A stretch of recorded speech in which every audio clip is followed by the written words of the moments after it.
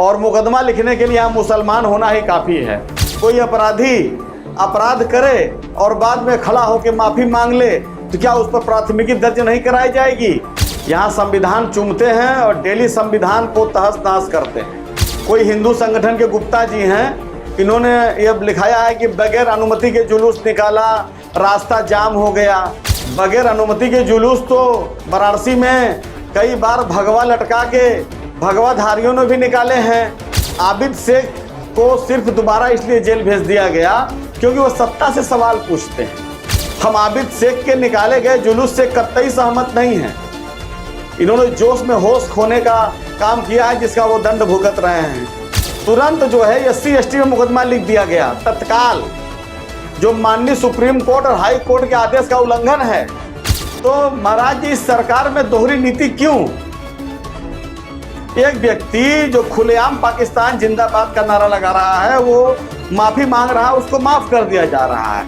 दूसरा व्यक्ति जो कहीं पुष्टि भी नहीं हुई, न पुलिस FIR में न पुलिस के बाइट में, यहाँ जो सत्ता से सवाल पूछेगा वो देशद्रोही साबित होगा।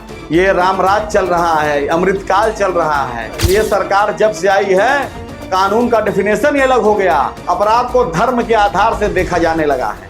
नमस्कार, आदाब, सत श्री अकाल। मैं अमित मौर्य, आप देख रहे हैं अचूक संघर्ष। पिछले दिवस वाराणसी में एक घटना हुई। जेल में एक बंद सामाजिक कार्यकर्ता, RTI कार्यकर्ता आबिद शेख, जो प्रखर वक्ता भी हैं, तमाम सत्ता से सवाल वो पूछते रहते हैं, उनको एक मामले में जेल में डाल दिया गया। उनका जमानत हुआ तो कुछ समर्थक लोग आए और जैसा कि FIR में बताया जाता है कि बगैर अनुमति के जुलूस निकाला, रास्ता जाम हुआ। जरा कुछ आगे करने से पहले आप लोग इस वीडियो को देखें। भाई अपना छूट गया, जेल का ताला टूट गया, भाई अपना छूट गया।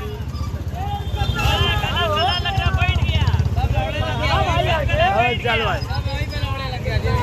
जिंदाबाद जिंदाबाद।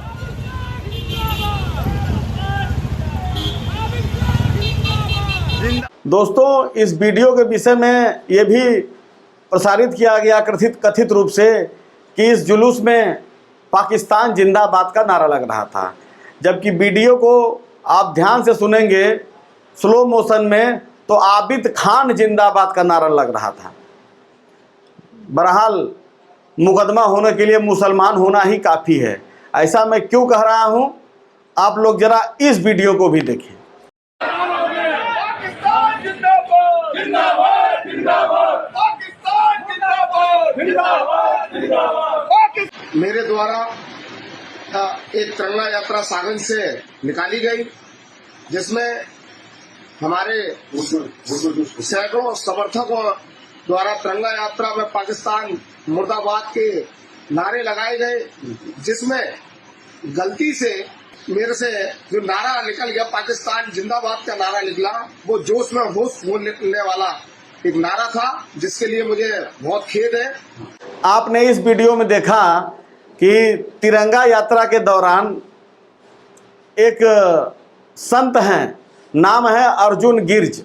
पूरा वीडियो वायरल हुआ, हंगामा मचा, क्योंकि भगवाधारी भगवा लगा के, टीका लगा के आप कुछ भी बोलेंगे तो 100 खून माफ है आपका। इनका अगले दिन वीडियो आया, अर्जुन गिर्ज ने सार्वजनिक तौर पर माफ़ी मांगी और कहा कि वह महंत हैं, देश की सच्ची भावना उनके अंदर है। भूलवश उन्होंने मुर्दाबाद की जगह पाकिस्तान जिंदाबाद के नारे लगा दिए। वह जोश में होश खो बैठे, इसके लिए वह सार्वजनिक तौर पर माफ़ी मांगते हैं। बात आई गई हो गई, क्योंकि वह हिंदू हैं, हिंदू हृदय सम्राट हैं।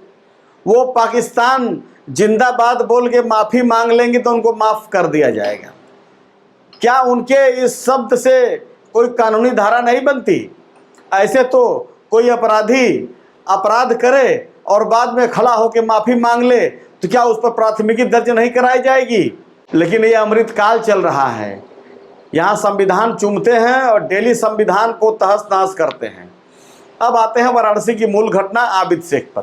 इसमें जिसने FIR कराया है कोई हिंदू संगठन के गुप्ता जी हैं, इन्होंने ये लिखाया है कि बगैर अनुमति के जुलूस निकाला, रास्ता जाम हो गया। बगैर अनुमति के जुलूस तो वाराणसी में कई बार भगवा लटका के भगवाधारियों ने भी निकाले हैं, और पांडेपुर में अभी मारपीट भी हुई थी, तो उसका तो कोई अनुमति जुलूस था नहीं, उस पर एफआईआर किया गया था क्योंकि मामला मारपीट का हो गया था। लेकिन आबिद शेख को सिर्फ दोबारा इसलिए जेल भेज दिया गया क्योंकि वह सत्ता से सवाल पूछते हैं। रही बात रास्ता आवागमन बाधित होने की, तो वाराणसी में तो डेली आवागमन बाधित होता है। इतना यहाँ अतिक्रमण है, रोड पर कोई गिट्टी बालू गिरा देता है, कोई शादी विवाह करता है। ऐसे तो जितने भी शादी विवाह के दौरान रास्ते जाम होते हैं तो सारे बारात पर एफआईआर होनी चाहिए गुप्ता जी। अगर सड़क जाम करना ही अव्यवस्था का पैमाना मान लिया जाता है, उससे बहुत दिक्कत होती है।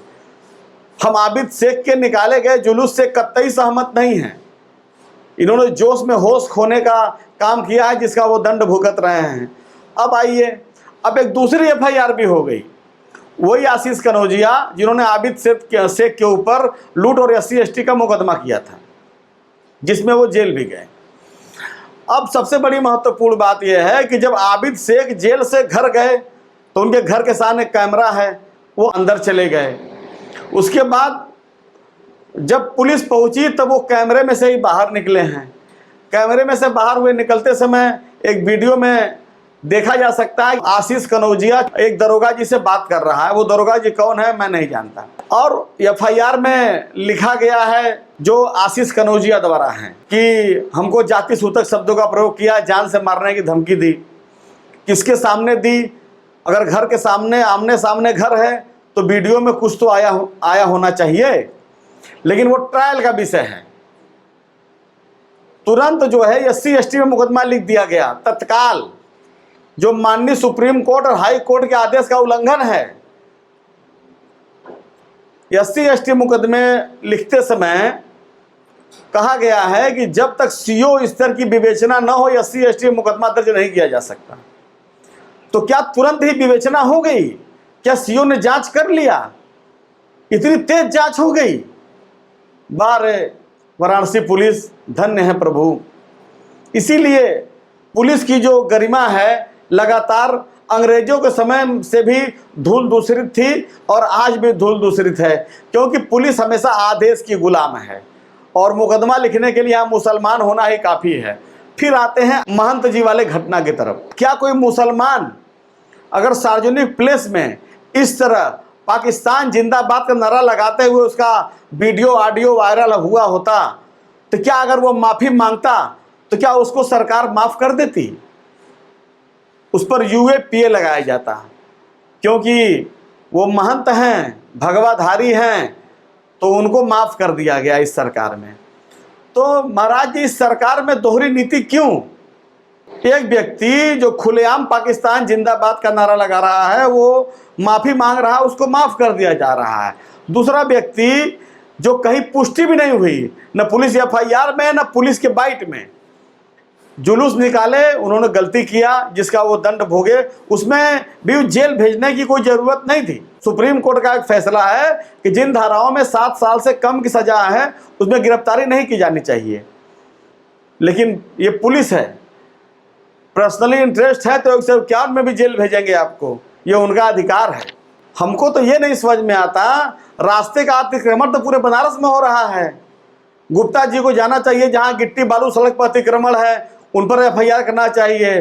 पूरे कचहरी के आसपास जितने भी जाम लगते हैं सब दुकानदारों ने रास्ते का अतिक्रमण किया है, तो वहाँ भी जाकर तहरीर दीजिए, रोज 50 FIR कराइए, आवागमन वहाँ भी आप बाधित हो रहा है। गुप्ता जी, निश्चित रूप से आबिद शेख के जुलूस से जो सड़क जाम हुआ है उससे दुर्व्यवस्था उत्पन्न हुई होगी, जिससे मैं कतई सहमत नहीं हूँ। तो उन जिन धाराओं में उनको गिरफ्तार करके पुनः जेल भेज दिया गया, क्योंकि वो बोलते हैं, सत्ता से सवाल पूछते हैं, RTI कार्यकर्ता हैं, और उस पर से मुसलमान होकर सवाल कैसे पूछ सकते हो सत्ता से? भाई आप नहीं पूछ सकते। यहाँ जो सत्ता से सवाल पूछेगा वो देशद्रोही साबित होगा। ये रामराज चल रहा है, अमृतकाल चल रहा है। ये सरकार जब से आई है कानून का डेफिनेशन ही अलग हो गया। अपराध को धर्म के आधार से देखा जाने लगा है।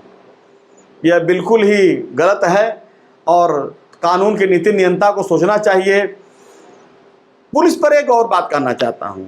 पुलिस अपने आकाओं को खुश करने के लिए हमेशा किसी न किसी को जेल भेजने के लिए तैयार रहती है, जिससे उनके आका खुश रहे, उनकी कुर्सी बची रहे। थानेदार अपनी थानेदारी बचाने के लिए फर्जी मुकदमा लिख देता है।